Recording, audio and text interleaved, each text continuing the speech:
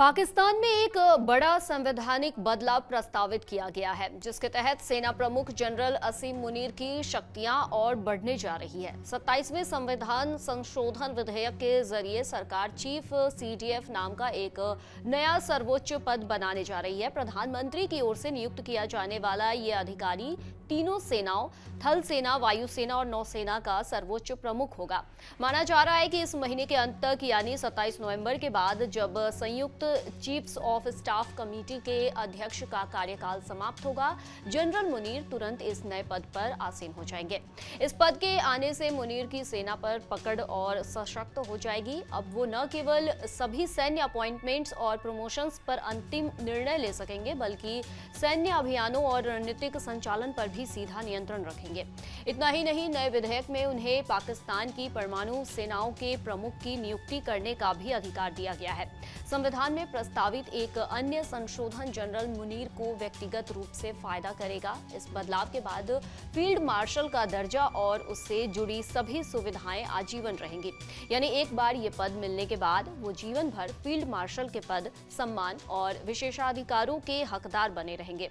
विधेयक में यह भी निर्धारित किया गया है कि सेना प्रमुख, जो अब रक्षा बलों के प्रमुख भी होंगे, प्रधानमंत्री से परामर्श कर राष्ट्रीय सामरिक कमान के प्रमुख की नियुक्ति करेंगे। ये कमान देश की परमाणु और सामरिक नीति को दिशा देती है और इसका प्रमुख हमेशा सेना से ही होगा।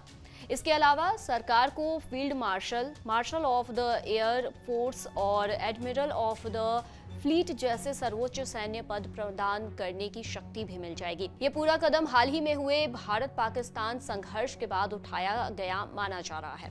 मई में ऑपरेशन सिंदूर के दौरान दोनों देशों के बीच 4 दिनों तक झड़पें हुई। ये कार्रवाई 22 अप्रैल को पहलगाम आतंकी हमले के बाद शुरू हुई थी। भारत ने 7 मई को पाकिस्तान के आतंक के ठिकानों पर जवाबी हमला किया, जिसके बाद पाकिस्तान की ओर से भी सीमित जवाबी कार्रवाई हुई और फिर 10 मई को दोनों देशों ने सैन्य कार्रवाई रोकने का समझौता किया। भारतीय सेना के मुताबिक इन झड़पों में पाकिस्तान के कई सैन्य ठिकाने और कम से कम दर्जन भर विमान नष्ट हुए, जिनमें अमेरिकी F-16 जेट भी शामिल था। भारत का दावा है कि उसके हमलों से पाकिस्तान को भारी नुकसान हुआ और संघर्ष विराम की पहल खुद इस्लामाबाद ने की।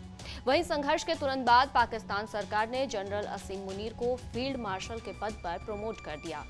इससे वो देश के इतिहास में इस सम्मान को पाने वाले दूसरे अधिकारी बन गए। अब 27वें संवैधानिक संशोधन के लागू होने के बाद मुनीर न केवल सेना के बल्कि पूरे रक्षा ढांचे के सर्वोच्च नेता बन जाएंगे। ये कदम पाकिस्तान की सैन्य और राजनीतिक सत्ता के समीकरणों को आने वाले सालों में गहराई से प्रभावित कर सकता है।